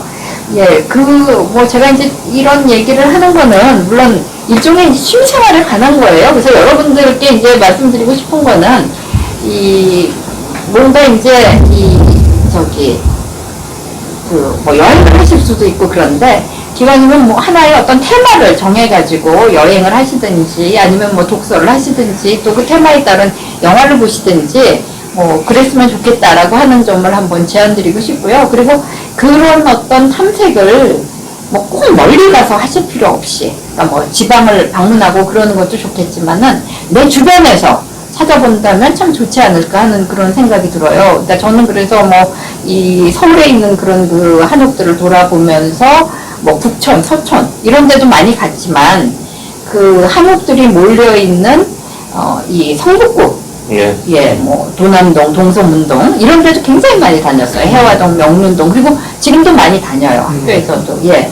그리고 이제 요즘에는 보니까 한 가지 아쉬운 점과 뭐 좋은 점이 두 가지가 다 있는데, 아쉬운 점은 뭐냐면 이렇게 다니면서 야, 이 한옥 너무 괜찮다, 나 이런 데서 살고 싶어, 뭐 이런 한옥들이 하나씩 둘씩 없어지면서 그게 이제 무슨 그 다세대 주택 같은 거, 다가구 주택 같은 걸로 이제 변하는 일들이 참 많아요. 조금 땅이 좀 넓은 경우에는 다 그렇게 되는 경우가 많은데, 그게 이제 아쉬운 점이고, 또 하나 좋은 점이라면 뭐가 있냐면, 왜 그렇게 집을 짓지 못하는 집들이 있잖아요. 그런 그 조건이 안 되는 집들. 예를 들면 너무 골목 깊숙이 들어가 있기 때문에 도저히 새로 지을 수 없다든지, 이런 집들이 하나씩 둘씩 카페나 또 이 음식점으로 이렇게 변하더라고요. 그래서 그냥 쉽게 그야말로 한옥을 호흡할 수 있는 그런 그 점도 있다는 점, 그런 점도 좋고요. 그 다음에 이제 그 전에 공개되지 않았던 집들이 이제 공개되는 그런 경우들도 있고요. 그래서 아까 정말 지복지 얘기도 했지만 제가 말씀을 너무 두서없이 해서 죄송합니다만은, 요즘에 이제 새로 그 공개되고 있는 집 중에 한옥은 아니지만 저쪽 그러니까 거기가 서촌도 아니고요. 거기가 뭐라고 얘기를 해야 될까요? 여기가 행천동인데 딜푸샤라고 하는 그런 집이 있는데요. 그 집은 이제 이 한국에 와서 그 광산업을 해서 굉장히 돈을 많이 벌었던 테일러죠, 아마 이름이 테일러라고 하는 사람이 이제 지어서 그 가족들끼리 행복하게 살았던 집이에요. 근데 이제 이분이 뭐 3.1운동 관련해서 그 3.1운동에 대해서 처음으로 말하자면은 외국으로 그 사건을 알렸던 그런 분이기도 하고, 또 좀 일본에 대해서 별로 그렇게 호의적이지 않았다 해가지고 결국은 추방이 되죠. 추방이 되고 이제 그 집은 제대로 보존이 되지 않았던 건 아니지만 제대로 이렇게 관리가 되지 않고 무연고자들이만 이제 살고 그랬었는데요. 이제 요즘에 와서 이제 다시 좀 가꾸고 뭐 이제 복원도 하고 그래가지고 일반에게 공개가 되고 있습니다. 그래서 그 덕분에 저도 가서 그 집을 봤는데 아주 그 좋은, 그러니까 2층도 아니고 3층이라고 해야 될까요? 지하까지 해서 한 3층 집이고 정말 그 좋은 집입니다. 근데 제가 그 집을 보고 느꼈던 게 뭐냐면은, 이 사람이 굉장히 그 한국이라든지 한국 문화나 한국인에 대한 그 관심이라고 할까, 이해가 깊었다라고 하는 점을 느낄 수 있었는데, 왜냐하면 그 배치가 상당히 한옥적인 그런 그 배치를 차용하고 있다는 생각이 들거든요. 그러니까 중간에 이렇게 이 거실 내지는 응접실이 있는데, 이 거실이 거의 대청마루와 같은 그런 성격을 띠고 있고, 양쪽으로 공간이 이렇게 또 있는데, 말하자면은 안방 공간, 또 건넌방 공간, 그런 식으로. 물론 이 안방 공간에 해당되는 게 여러 개로 이렇게 분할되어 있어요. 이제 기능적으로 이제 여러 그 기능에 따라서. 또 건넌방도 역시 마찬가지고요. 그래서 거실을 중심으로 해서 이쪽 양쪽으로 방이 한 두세 개씩 이렇게 이제 배치되어 있는데요. 제가 볼 때는 그게 일종의 이제 겹집 한옥 양식이라는 그런 느낌이 좀 들더라고요. 그리고 또 이 왜 한옥에서 사랑채 안채 개념이 있지 않습니까? 그걸 이제 이 사람은 1층은 사랑채, 2층은 안채, 그런 식으로 이제 수직으로 나눠서, 그러니까 말하자면 자기식으로 그거를 이제 활용을 한 거라고 할 수 있겠죠? 그런 걸 이제 느꼈는데요. 사실 그렇게 생각해 보면은 우리의 지금 아주 그냥 많이 거의 대부분의 사람들, 거의 대부분까지는 아니지만 정말 많은 사람들이 살고 있는 아파트도 가만히 생각해 보면 한옥 구조하고 완전히 배치되지는 않고 있다고 생각이 되거든요. 그러니까 그러니까 거실과 부엌이 중심이 돼가지고 양쪽으로 이렇게 방들과 공간들이 배치되어 있지 않습니까? 일종의 이제 겹집 한옥 양식이라고 볼 수 있을 것 같아요. 그래서 우리가 어떻게 보면은 저처럼 한 20살까지 한옥에서 살다가 그 이후로부터는 한옥하고는 정말 관계없는 그런 집에서 살고 있지만 사실 어떻게 보면은 한옥하고 아주 동떨어진 생활을 하고 있지만은 않지 않나 하는 그런 생각이 듭니다. 그리고 이제 지금 이러한 이제 시대에서 한옥을 과연 어떻게 우리가 응용하고, 우리의 말하자면 전통이고 뭐 우리 몸과 어떤 정신과 마음, 감정 속에 담겨져 있었던 그 한옥적인 생활 양식을 어떻게 구현할 수 있을지, 그거는 정말 앞으로 우리가 생각해 봐야 할 문제겠지만, 어쨌거나 우리가 완전히 동떨어지게 살지만은 않고 있다라고 하는 점, 그리고 그런 점에서 한번 계속 생각해 볼 수도 있지 않을까 하는 그런 생각이 들었습니다. 물론 저는 한옥에서 살 자신이 없어요, 솔직히. 한옥을 짓고 산다든지, 한옥을 사서 산다든지, 그럴 자신 없고, 그 관리할 자신이 전혀 없고요. 저는 그냥 아파트에서나 살 생각이에요. 그냥 편하게. 그렇지만, 우선 일단 비교적 이제 대중에게 오픈되어 있는 한옥들을 많이 방문하고, 한옥을 정말 좀 느끼고 싶고요. 그리고 이제 이필 선생님이 그 패시브 하우스에 대해서 관심이 많으시지만 아마 그런 어떤 한옥적인 그런 그 장점이라고 할까? 그런 것들을 앞으로 우리 삶에서 뭔가 실현시킬 수 있는 그런 방안도 많이 생각해 볼 수 있지 않을까 하는 그런 생각이 듭니다. 그래서 여러분들도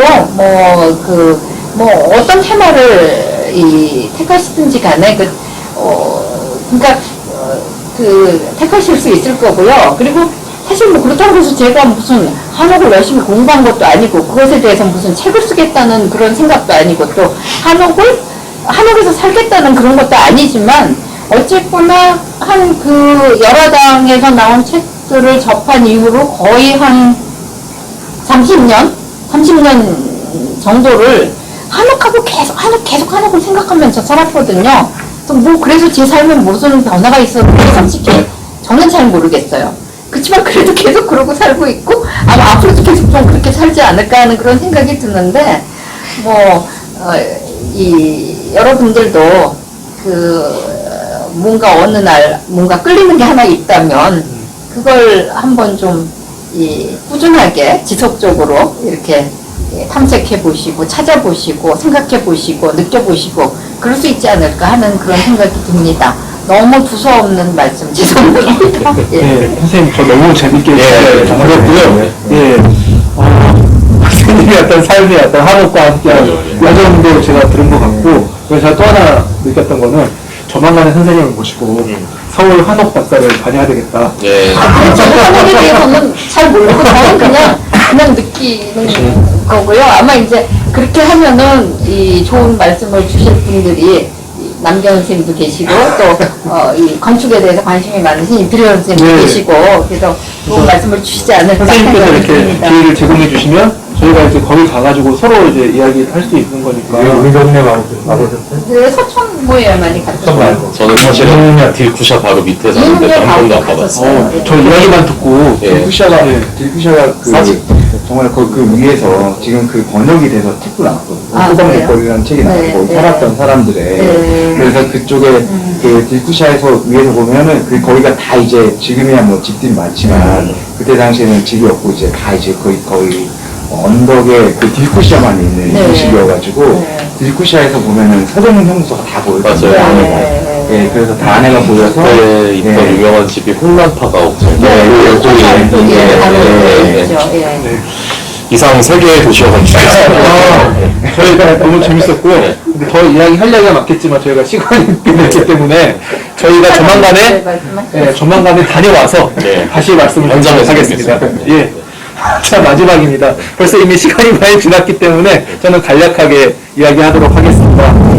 최근에 이제 썼던 책들이 이제 절멸과 갱생 사이도 있고, 질병 낙인도 있고, 마스크가 말해주는 것들 등등등이 있는데요.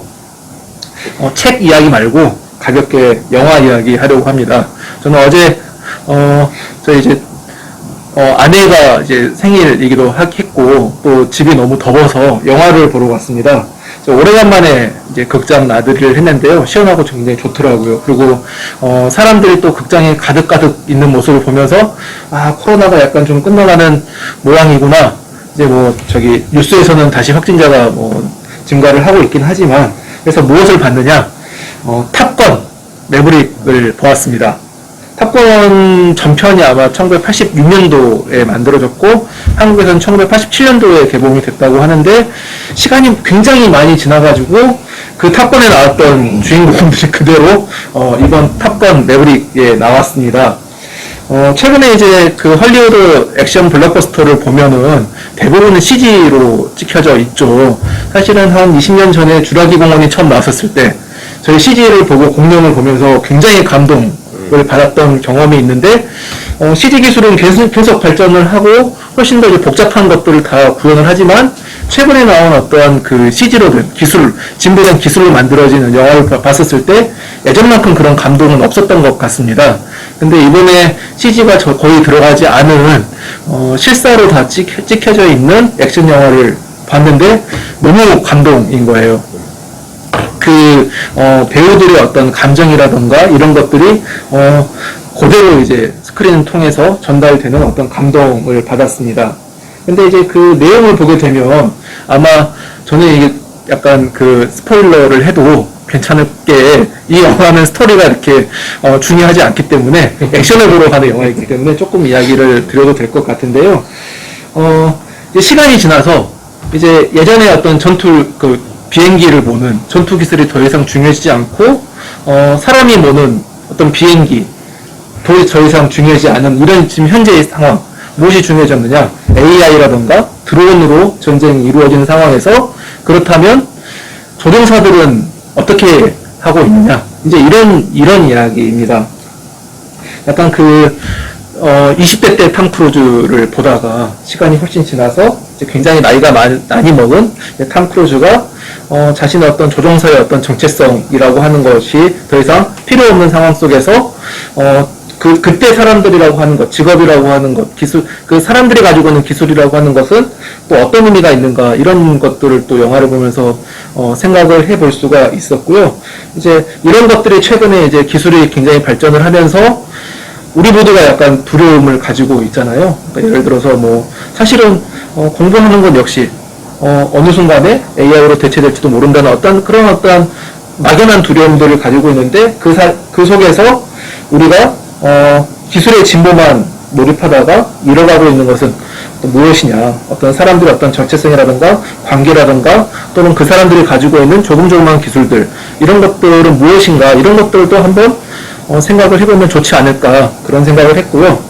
이제 액션 영화입니다만 액션도 충분히 멋있습니다. 그것만으로도 이제 볼만한 영화이고요. 또 하나 이제 제가 생각을 했던 것은 현재 국제정세 정세 속에서의 이 탑건이라고 하는 영화가 갖고 있는 의미가 또 무엇일까, 이런 생각도 했습니다. 이제 아까 이제 이필련 선생님께서 이제 우크라이나 전쟁도 말씀을 하셨는데요.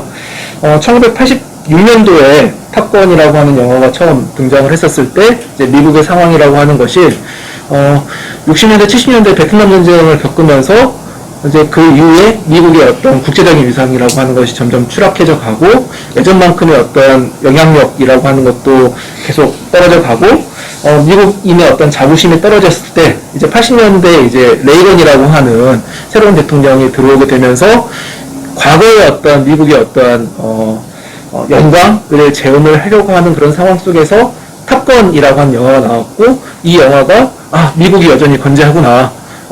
미국이 여전히 세계 평화를 위해서 중요한 역할을 하고 있고 영웅이다라고 하는 메시지를 이제 미국인들에게 굉장히 준 거죠. 이제 그렇게 본다면 굉장히 우리 입장에서는 당시에 미제국주의적인 어떤 영화라고 평가를 하기도 했는데요. 근데 이제 지금 2022년도에 이 탑건 매브릭이라고 하는 영화를 봤었을 때 점으로 가는 그러니까 새로운 어떤 국제 정책 속에서 예전만큼 힘을 발휘하지 못하는, 하지만 여전히 그런 것들을 추구하고 있는 어떤 미국이라고 하는 것이 이제 그 영화에서 약간 엿볼 수가 있지 않을까 이런 좀 생각을 했고요. 그래서 이제 우리가 이렇게 좋은 책들도 있고 좋은 영화들도 있지만 그냥 여름방학 동안에 시원한 극장에 가가지고 헐리우드 블록버스터 영화를 보고 이렇게 할 수도 있지만 이제 그런 것들을 보면서도 굉장히 다양한 생각들을 하고 우리가 학기 중에 배웠던 여러 가지 것들을 통해서 그런 것들을 해석할 수도 있다. 뭐 이런 말씀을 드리고 싶었습니다. 오늘 저희가 문교TV 찍은 것 중에 아마 가장 긴 문교TV가 될 것 같습니다. 제가 처음에 약간 훨씬 더 시간을 짧지 않을까 좀 걱정을 했는데 예상했던 것 외에 선생님께서 워낙 좋은 말씀을 많이 해주셔가지고 제가 긴 시간 이렇게 문교TV를 찍게 되었습니다. 자, 저기 방학 동안에 아마 이제 책도 읽으시고 영화도 보셔야 되고 다양한 바쁜 시간을 보내실 텐데요. 여튼 이 더운 여름날 건강하게 여름방학 잘 보내시고 또 힘을 비축하셔가지고 또 2학기도 잘 준비를 하시면 좋을 것 같습니다.